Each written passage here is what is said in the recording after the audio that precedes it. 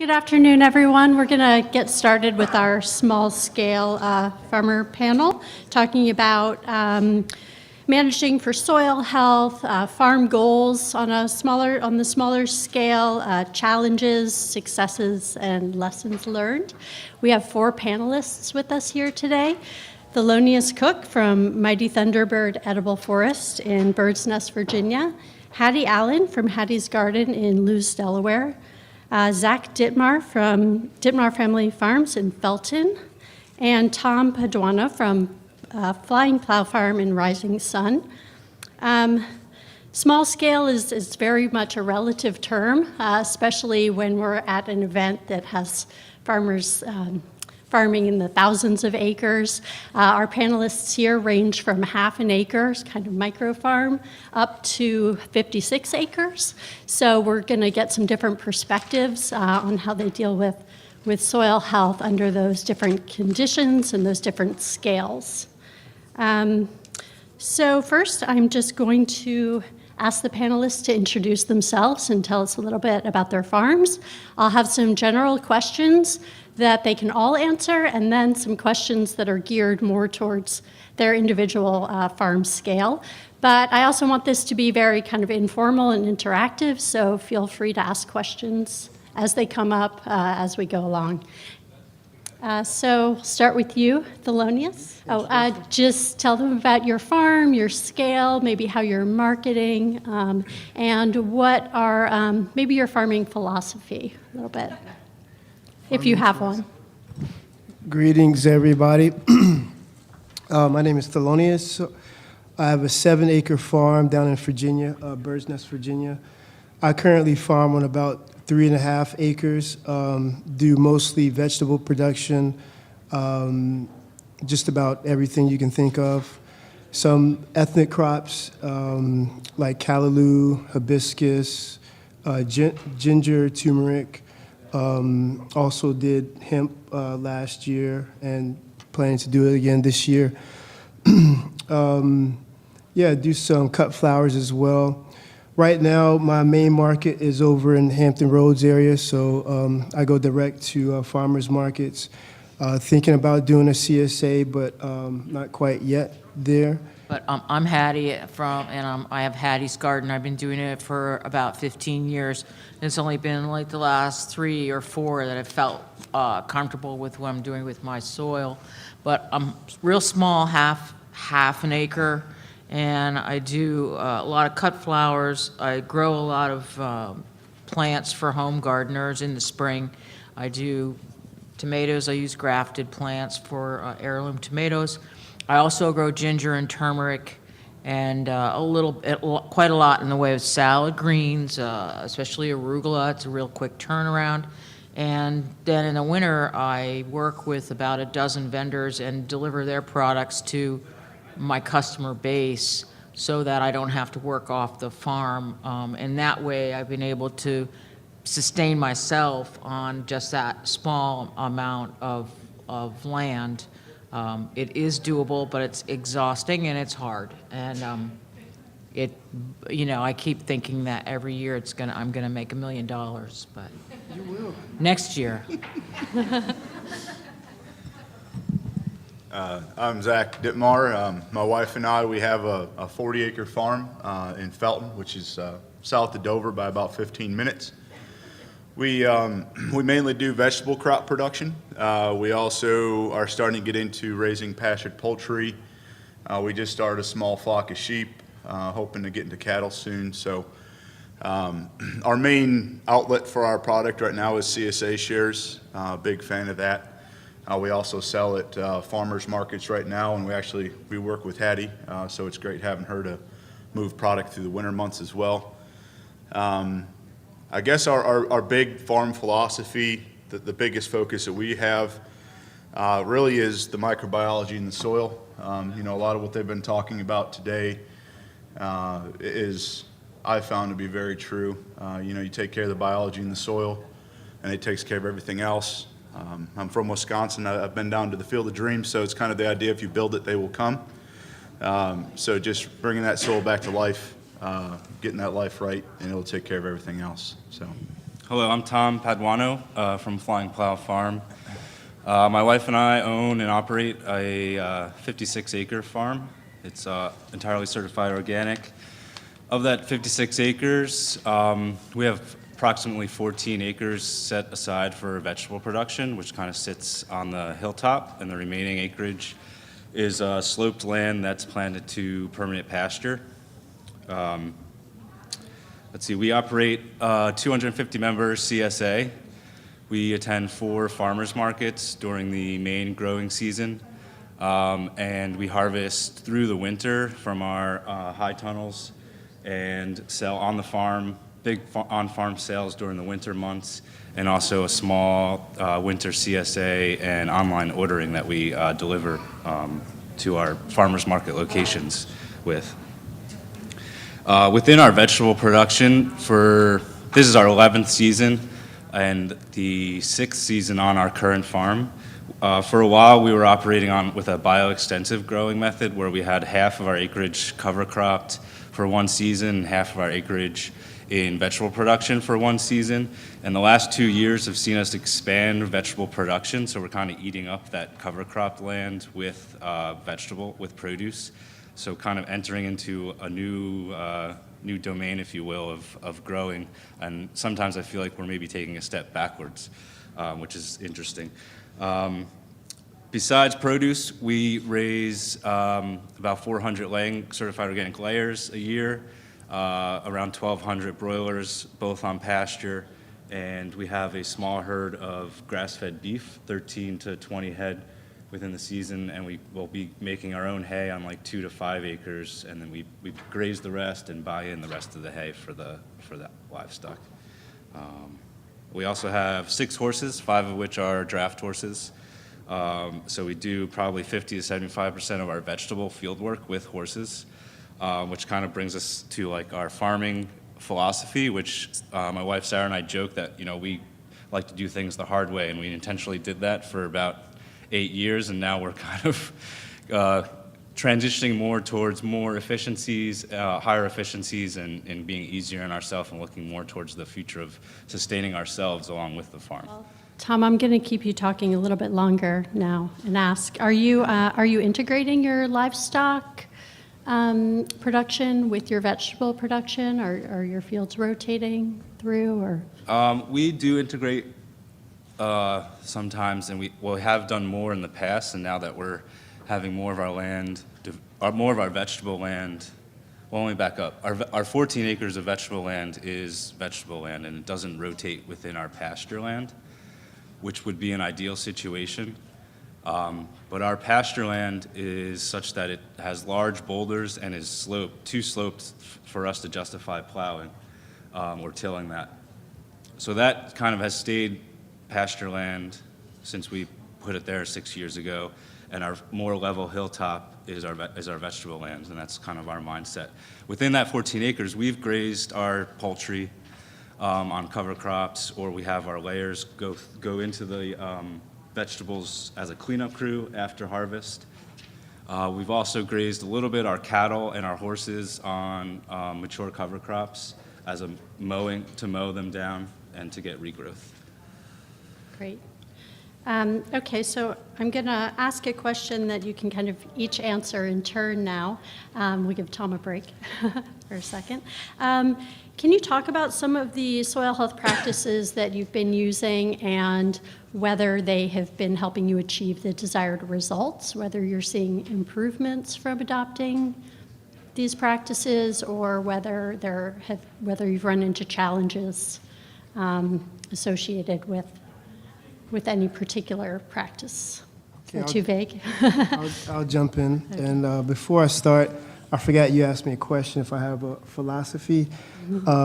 Yeah, my farm philosophy is if you grow your own food, you'll never go hungry. But yes, so some of the practices I use on the farm, well, the first thing is cover cropping. To give you some background on the land that I farm on, it was family land that I inherited, but we hadn't been really doing anything on it for about 20 years or so. just let some family, friends, do like monocropping and stuff like that. So when I inherited the land in 2015, it was, heavily compacted. So that year, while I was doing my beginner farmer training program, I started to just cover crop it, in anticipation of, beginning to farm it the next year.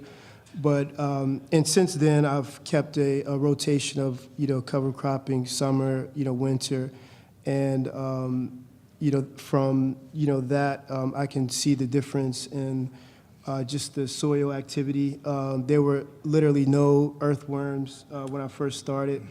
And you talk about trying to penetrate the soil, it was hard as a rock. So I'm definitely a big advocate of cover cropping. Also, I've been experimenting with no-till on 1 acre of land, and some of my methods that I use there, tarps, silage tarps, that, around this time of year, I'll roll those tarps out, and at least, leave them on for about a month or so.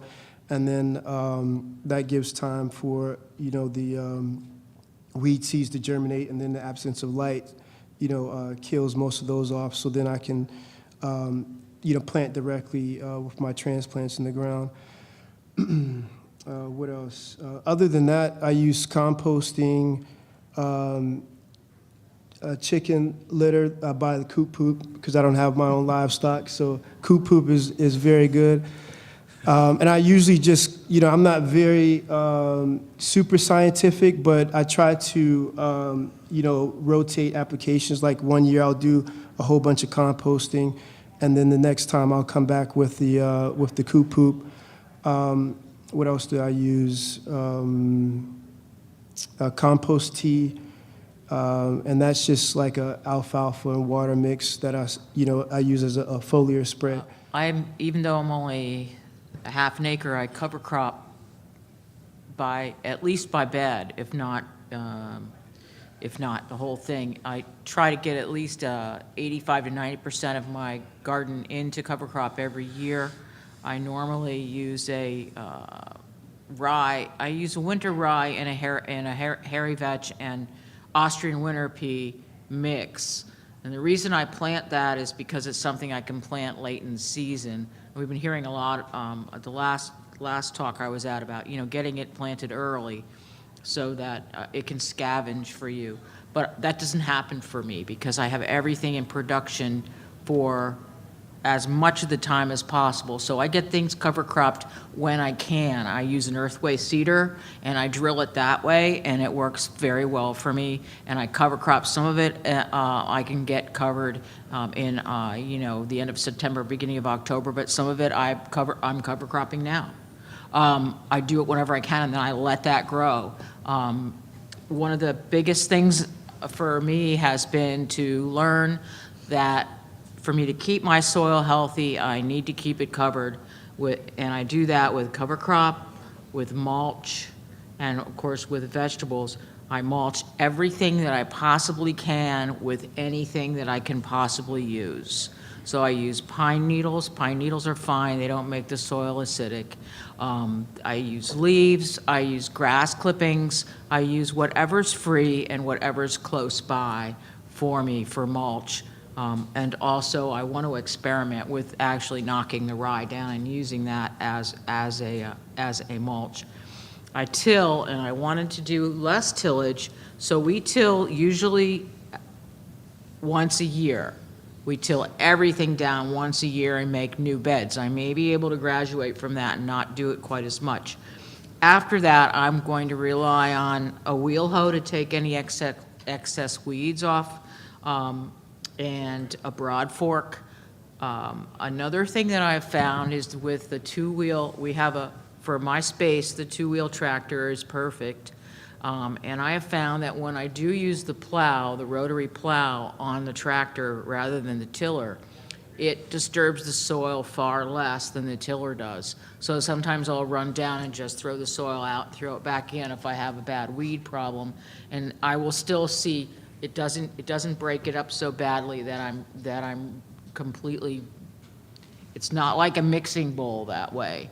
And I'll see bowls just scatter away or whatever, and earth, it doesn't even break up the earthworms, a lot of times with that rotary tiller. So that's where we're at, and we're trying to work towards more and more no-till. I think that with the issue of weeds on an organic farm, it's fine to say we're going to get those all under control with cover crop, but I can tell you that is easier said than done.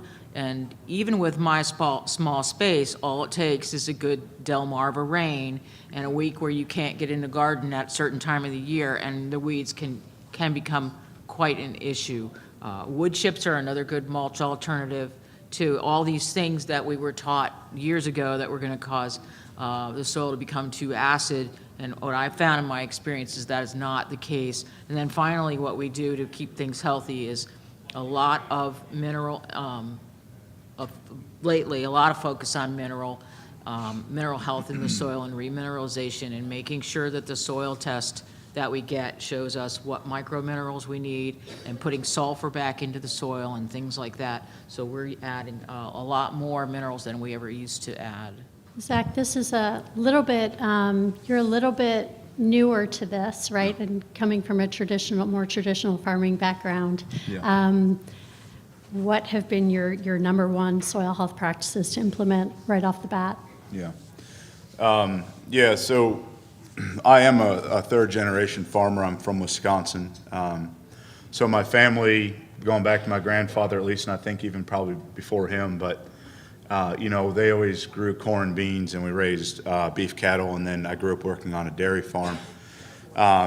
So I was coming from a background of very much conventional. You're kind of going through high school and in college and all these things and seeing how dad and granddad did it. You kind of become like a tillage junkie. It's like you enjoy it. It's just something about the smell, the sight, going through the fields and seeing all that broken up dirt, and it looks all neat and fancy, and it's like, love it. Till to this day, it's like I'm still kind of a recovering tillage junkie. For us, kind of looking at things from a little different perspective, although we have 40 acres, I've really tried to limit myself to about 2 acres of vegetable production. My wife can attest to the fact that if given the opportunity, I probably would try to do 40 acres of production and kill myself in the process. I like to get in over my head a lot of times, so having that limiting factor is good for us. So a lot of what we do is more with hand tools. We have a walk-behind tractor. It's called the BCS. If nobody knows what that is, you can look it up on the internet. It's a wonderful piece of equipment. And so really with our soil and trying to improve the health of the soil, it was kind of an evolutionary journey for me, going from thinking you need to use, synthetic chemicals and herbicides and whatnot to really, provide for the plant's needs. Over the past, I would say maybe 5 years or so, really just a total mind shift where I've come to realize that it's the life in the soil that you need to be concerned about. And so when I approach my cropping systems, when I'm looking at making decisions, I really ask myself in the back of my mind, what's best for the life in my soil? I'm not to the point yet where I'm organic, and I don't really know if that's ever going to be necessarily an option, because I like to think of, using everything as a tool. So if a couple years ago we put in strawberries and it was getting overtaken by a bunch of warm season grass, and I had to make a decision, because you go in there and you pull it out by hand. Well, about the time you got to the end of the row, you had to start all over, and the grass had just been taking over everything.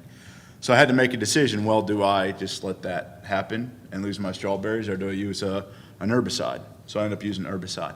So with that in the back of my mind, thinking, well, I need to do something in the future to remedy the grass issue. So I think through all my reading, all my research, YouTube videos, talking with Keith Burns and Mr. Wiles and many others, you start to learn that if you get the biology in your soil right and the life in your soil right, it strikes a natural balance. And if you have healthy crops, they typically outcompete the weeds, or at least are able to, run with them enough that it doesn't really affect your crop production.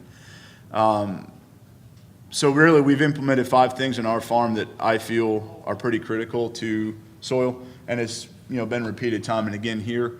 We implement minimal tillage. So I say that because how do you put a carrot seed in the ground and get seed soil contact without some type of soil disturbance, right? So my mindset is that we utilize cover crops a lot. We try to do minimal tillage, so anywhere I can, I do use cover crops, and a lot of times what I like to do is I'll kill that cover crop off using plastic tarps, things like that, leave that residue there. So when I'm looking at it, a lot of times what you can do, I found works really well, is leave that crop residue there, and if you're using transplants, just move a little bit of the residue aside, dig your hole, put your crop in, and then put the residue back. So you're not really having to disturb the soil much, you're keeping it covered, you're not tilling. The BCS has an option on the tiller. You can get a big roller that goes on it, and I can adjust the depth to which I go. So when I'm tilling, I can control it to just 1/8 of an inch. Each click down is like 1/8 of an inch, I think, or 1/4 inch. So I'm minimally disturbing the soil when I have to. So the soil disturbance is big, keeping living roots in the soil, which you've all heard, feeds the soil life, keeping the soil covered when you don't have something growing. We try the best of our ability to get our livestock on where we grow vegetables. You kind of get into some safety issues, with fresh animal manure or urine where your crops are growing, so you got to be careful with those kind of things. But in the off seasons, like right now, we have a high tunnel up that we just put up. I planted ryegrass in there. I'm grazing sheep in there right now, and then going to move them out, and we're going to put some of our broilers in there to graze on the. And then in summer we'll put our tomatoes in there. And then the last thing we really do is the biodiversity, so keeping a lot of different types of cover crops going. So those are kind of steps that we've seen, and similar to what you were saying, when we got our farm, it was conventionally farmed for probably 200 years, ever since it's been a farm. We didn't really have worms, we didn't have bees, we had very few birds. And my wife and I, we got it in 2017, and so since then, you can go out now and see the big piles of the worm mounds that they create. We got honeybees, we got a lot of birds, things like that. You see a lot of beneficials running around now, so it's encouraging. They were saying you see worms, you got some type of improvement. So, How about you, Tom? I feel like using draft animals is something I don't know a whole lot about, but I'm sure that it presents some unique conditions. Do you feel like the draft animals add to soil health features? Are there challenges associated with that? I think the biggest advantage with draft animals is that maybe they're not necessarily lighter than a tractor, but the way they impact the soil is different. They're not rolling over the soil. Their hooves are just, they're walking, so they're not contacting that row or the pathway with in a continuous manner. And a lot of the equipment used with them is a lot lighter than a tractor would be pulling a piece of equipment behind it. So I feel like the compaction issue is one of the major benefits or not relieving compaction is one of the major benefits of using horses at our scale. You can also accomplish the same thing if you're using hand tools and a BCS. It's the same kind of mindset. But our use of draft horses really stems from just the fact that we like horses, and we've been lucky enough to incorporate them into our farm. There's nothing really big and idealistic beyond that, except that there might be some added benefits to using them. They can be, if you do not like horses, they will frustrate you to no end. So like we straddle both worlds. If we use horses and it's a good day, everything's great. If we're having a rough day, we can always use a tractor to do a different job. Yeah.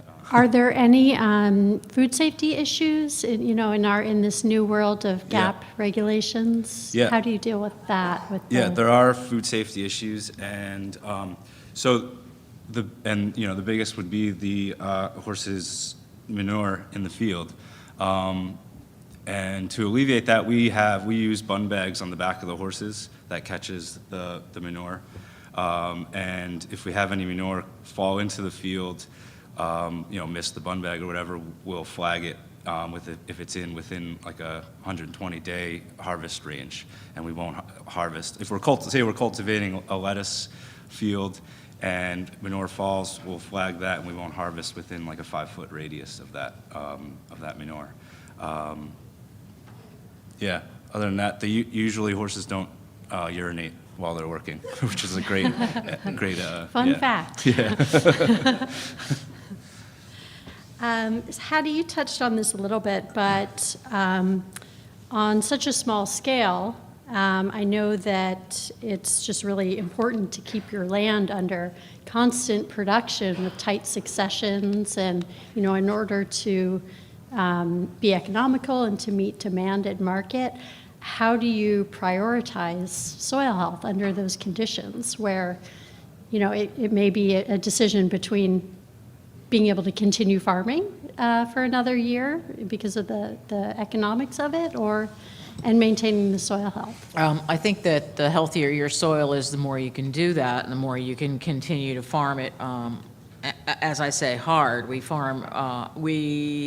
I'll turn over arugula in 3 weeks, and then I'm going to put something in right after it. And so some of it is rotation. What am I putting in after it? I'll grow beans. I'll grow something in a different family. A lot of what we also do are cut flowers, and typically a cut flower bed is another good rotation, and a cut flower bed will stay in the same place for much longer than some of our other vegetable crops. And as I said, we will cover crop everything and anything whenever we can. If I have a spot that's free in the summer, I'll use buckwheat and cover crop for 4 to 6 weeks in the middle of the summer, and then use that land again to put something in for the fall. So it's a juggling act, and it's all about whether you're keeping the soil healthy and whether you've got the taking the soil tests and making sure you have the zinc, making sure you have the sulfur, making sure your minerals are well balanced, making sure you've got boron. All those things are going to, especially in this soil on Delmarva, it's old soil, and where I'm gardening used to be an orchard, and it got a lot of lime on it, and just really tired soil. But that having been said, we add. I do composting kind of like, more like the French used to do it in their urban gardens. I use a lot of compost. I compost every single time that I put in a new crop. I compost an inch, and because of the phosphate in the compost that's available locally, I've sourced some compost from out of the state that's made with just food scraps and no manure base from Veteran Compost, so that we can still continue to add the compost.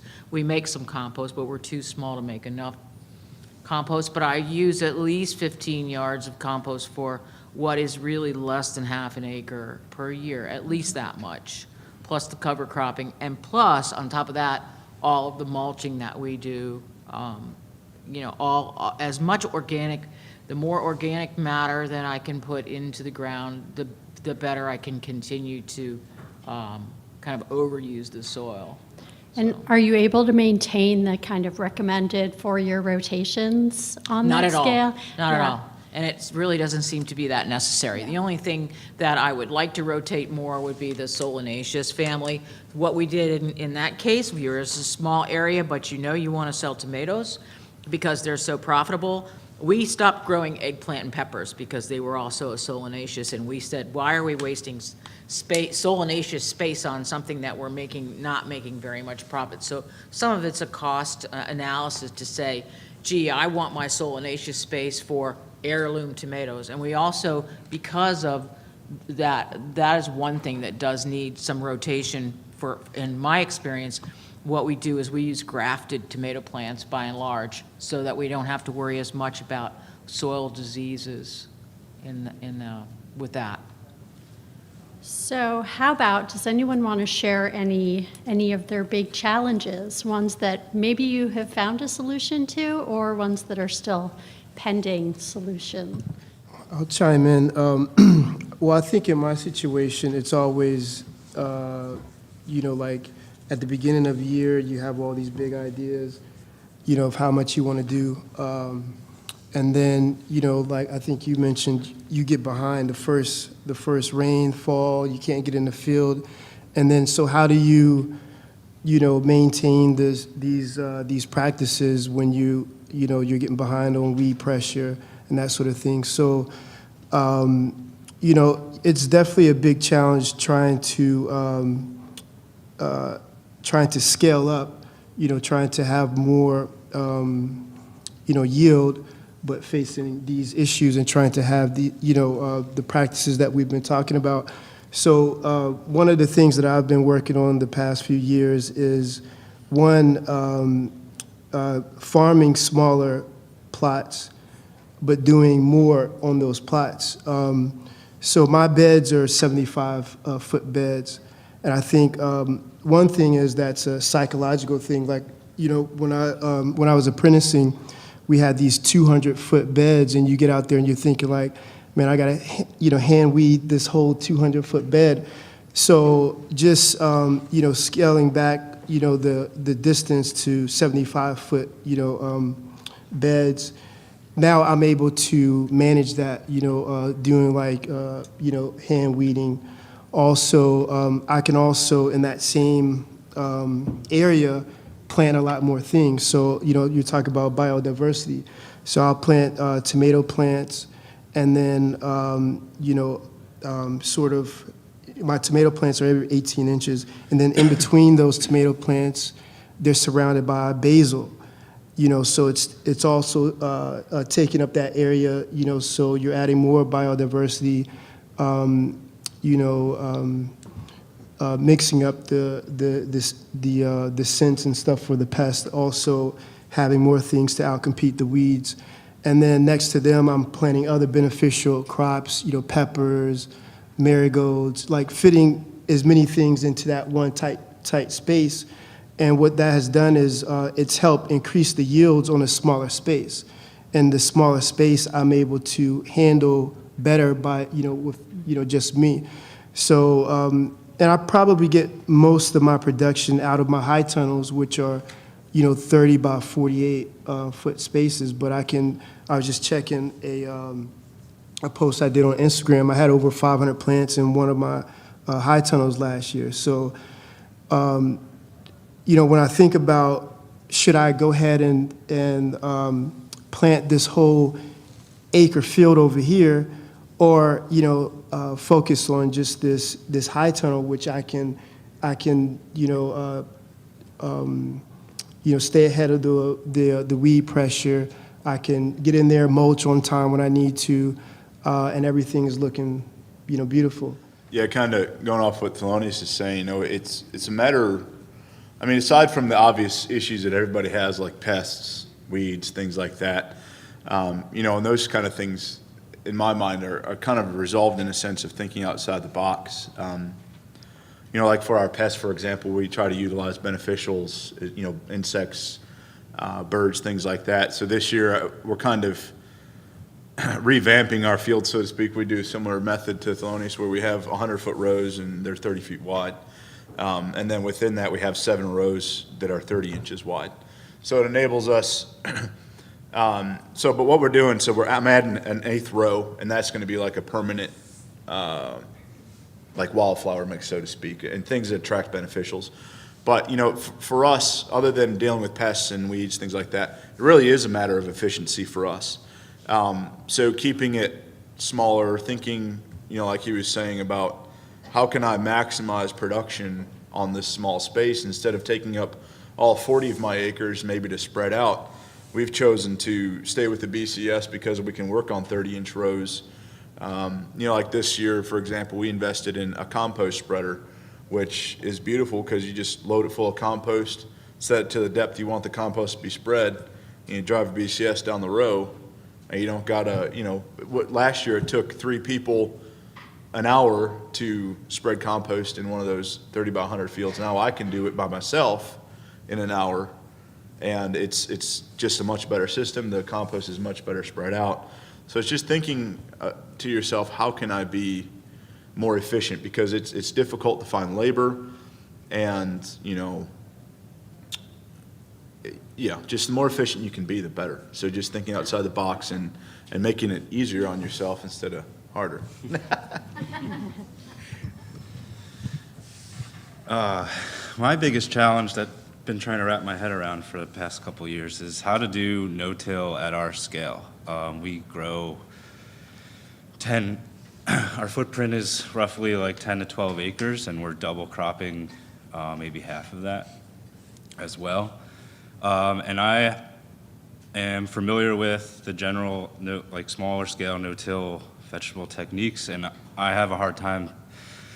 Our fields are divided up into half-acre blocks, and a half-acre block is 75 feet by 300 feet. My experience has shown that you still need to mulch after you're crimping your rye, so that mostly on our size is going to be a handwork job. So if anybody knows anyone else doing a 10-acre no-till produce, mixed diversified produce, I'd love to talk to them.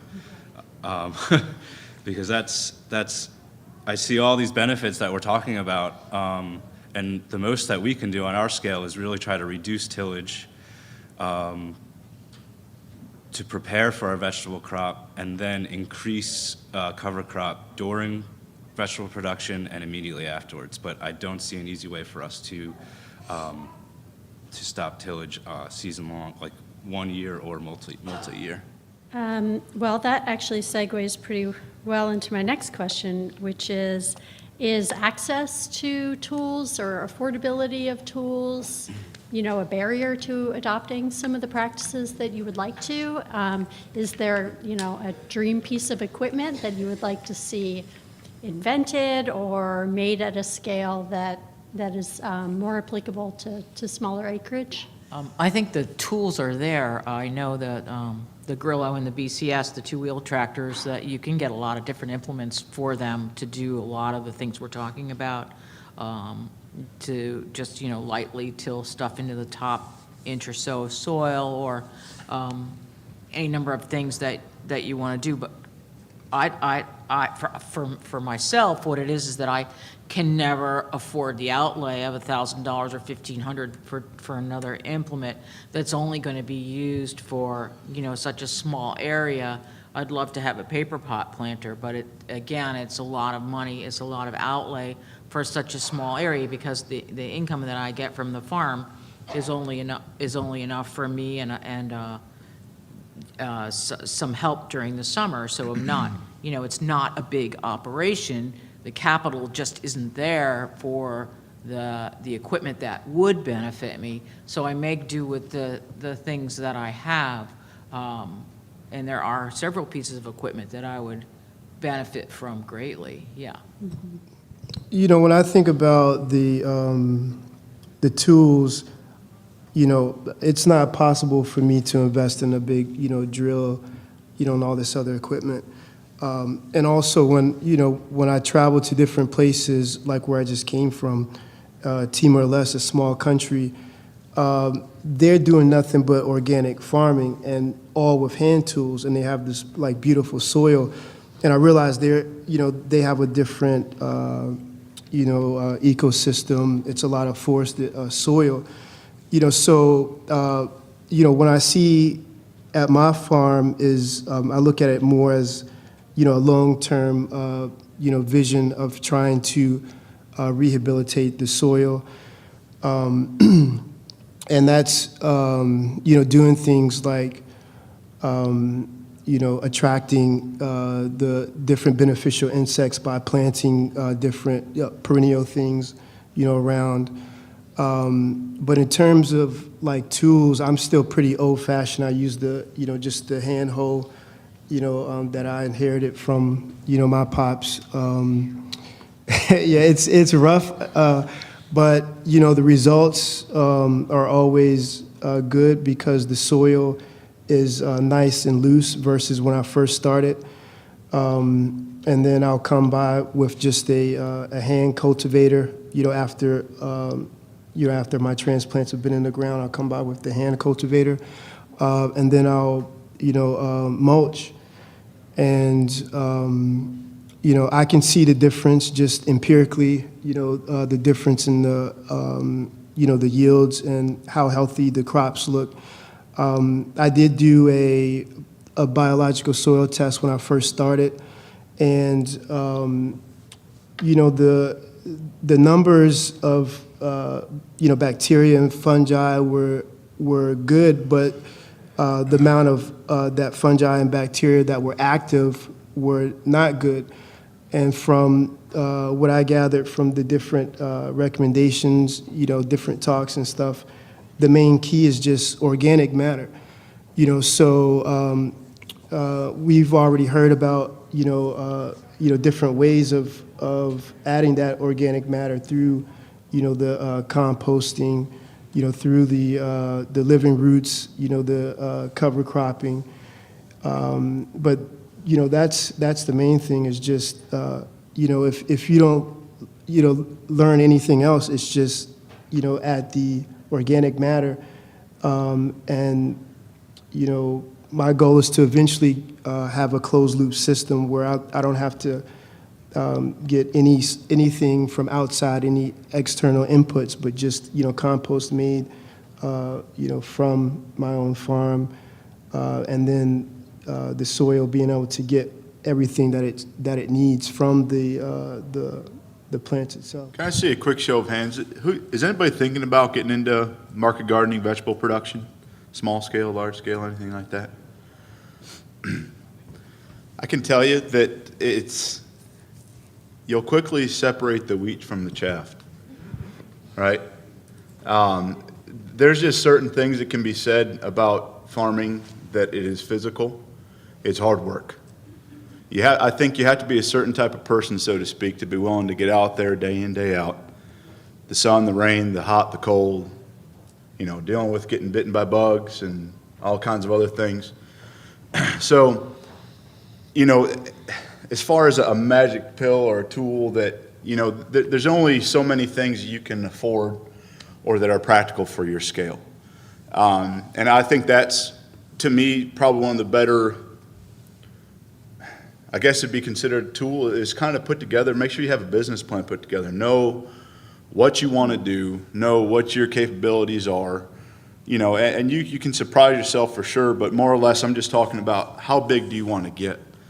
Because, there's a difference between farming 12 acres. I couldn't do that with a BCS tractor, but I made a conscious decision to stay smaller and made the conscious decision to work with hand tools like a broad fork. Anybody familiar with a broad fork?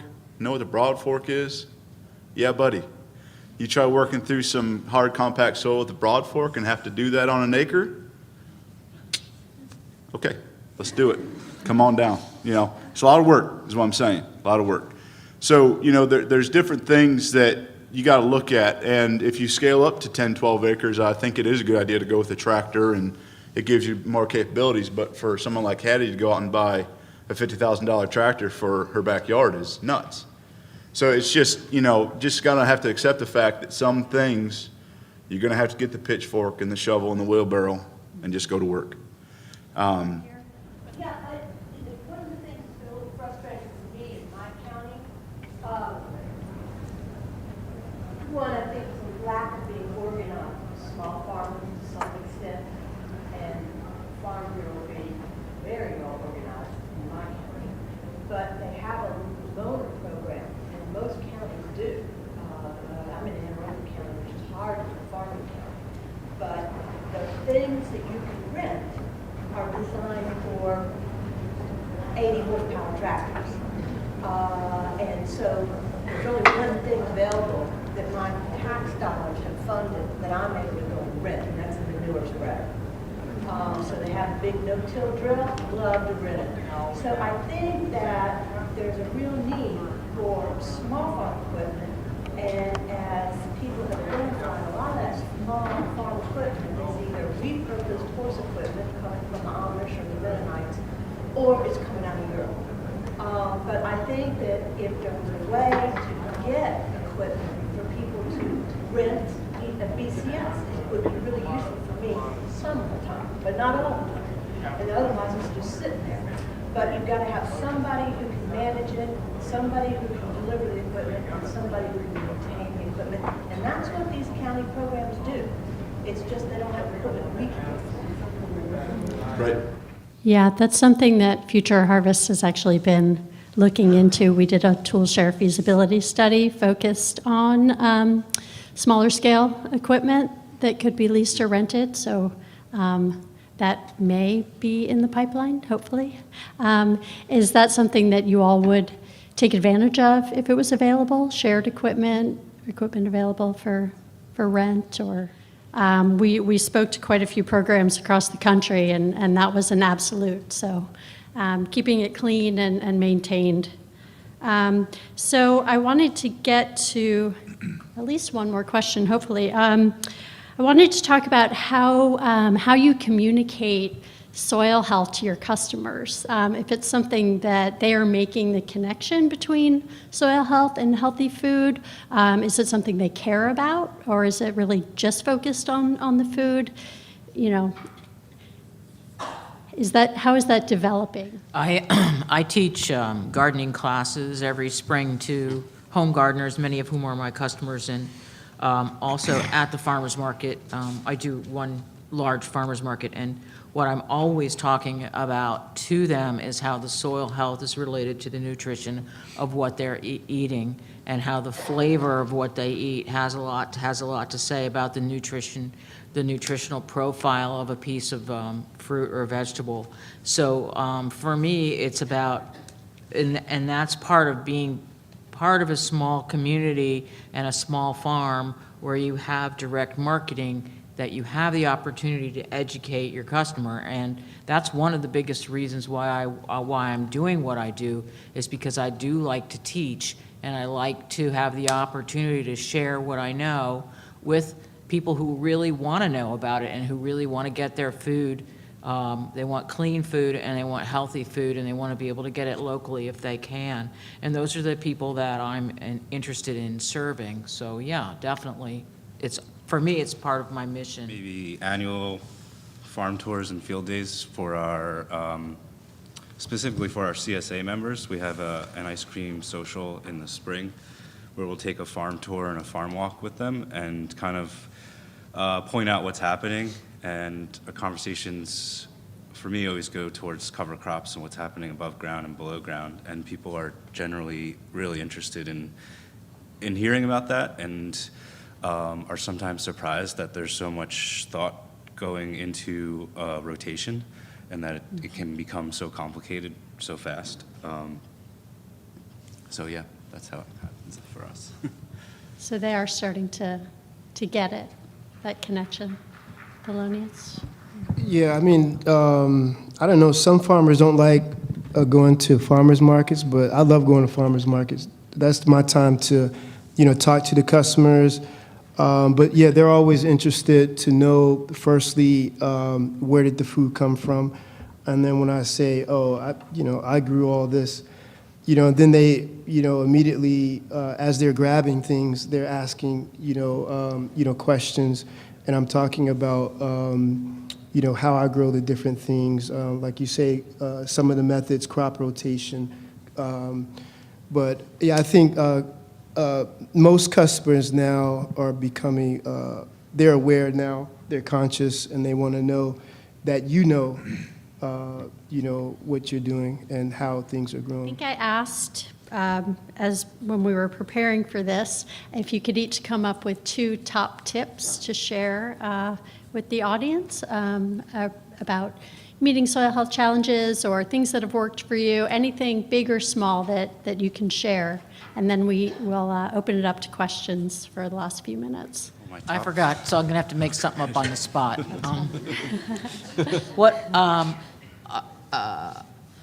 And what came to mind right away was getting the weeds when they're young. And there's 2 ways to do that. For things that come up a little bit slowly, you can flame them, you can flame weed them, and you can get a really cheap little flamer and go up and down your rows and flame the carrots before they emerge, or flame your scallions or your onions before they emerge, and do away with, make a much cleaner seed bed. And then along that same line, it's about getting out there with your little teeny thin hoe, or whatever you're using, a little wire weeder or whatever, and weeding the bed before you can almost even see any weeds at all. So it's about getting into the garden before the weeds are a problem, before the weeds are really even visible, is the best way for me to have because mulch is great, but you can't mulch a bed of salad or things that are planted in a 30-inch wide bed, and you've got 5 or 6 rows in that 30-inch bed. You can't mulch that. So those are things you will spend time weeding, so quick is best. White thread stage. White thread stage. Yeah. Let's see. One tip I think is, even if you think it's too late in the season to get a cover crop in the ground, you should do it, even if it's just bare rye seed.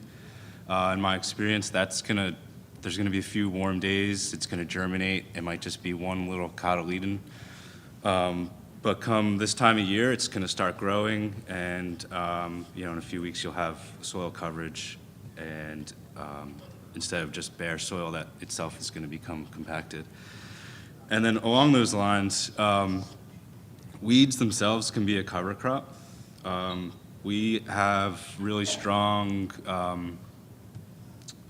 chickweed and field pennycress pressure on our farm, which we've battled, tried to get, we need to get rid of these winter annuals, and then maybe, the last couple of years it's been like, well, these are actually a good cover crop. Chickweed creates a really dense sod cover over the winter, and then we're able to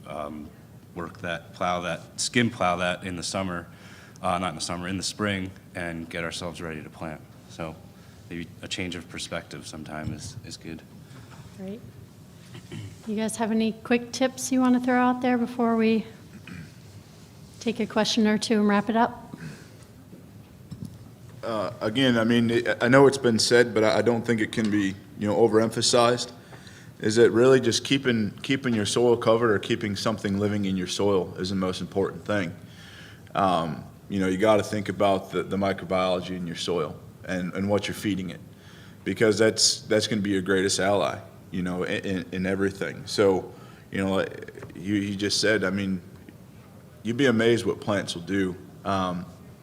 And really just, take the time to understand your land, your environment, what's around you, and really thinking outside the box. Don't box yourself into thinking, I got to stick to this. Be willing to change, be flexible, see how your land reacts to certain things, because no two scenarios are the same, no two pieces of ground are the same, so you got different challenges. So, what might work for one of these guys up here might not work for me, so. Always experiment. Don't let the season go by without, trying something new. And then it's really all about the timing, like finding your stride between, getting your cover crop in, and then, your rotations that you're going to do. So you almost have to have a big plan. Like your plan has to be 5 to 8 years, knowing what's going to come after this crop, in what field, and then kind of, figuring out your stride, your timing, on your land.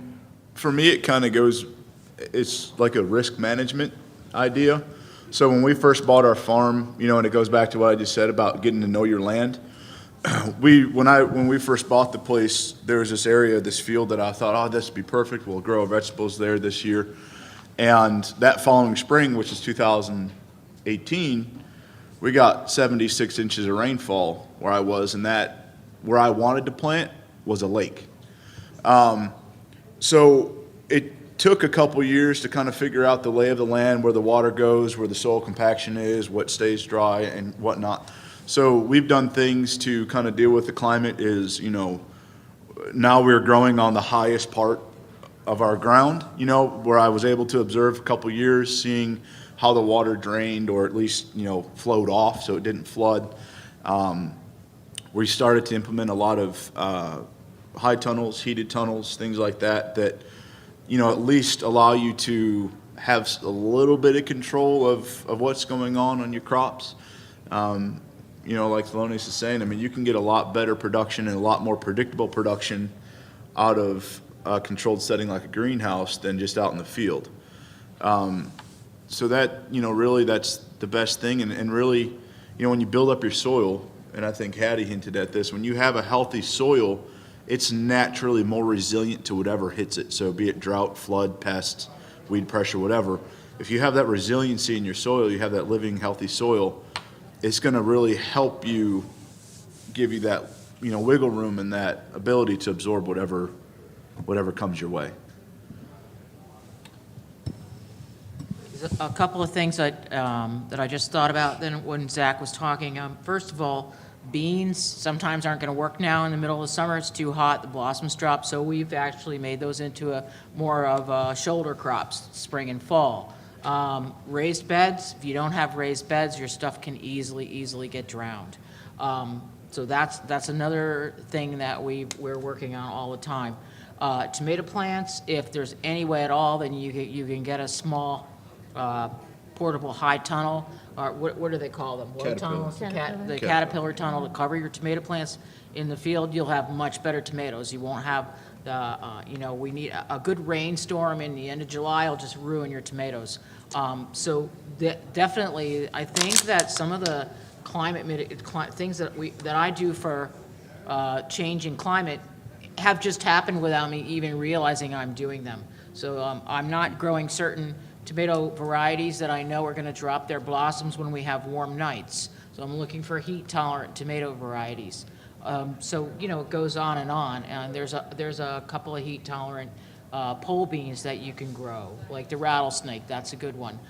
So yeah, you just keep looking for ways to where you can mitigate some of the stuff. But I do find with the humid hot nights during the summer that it's a challenge, and one of the things that it's a very frustrating challenge, and it can really be hard on a lot of agriculture. So for me, one of the things I'm doing is growing ginger and turmeric out in the field, not in hoop houses. It does very well out there, and it's very hot for it, and it doesn't seem to mind at all. It grows really well. So yeah, you just keep adapting. Probably the main thing I do to mitigate climate change is succession planting. Like I never plant all of one crop at the same time.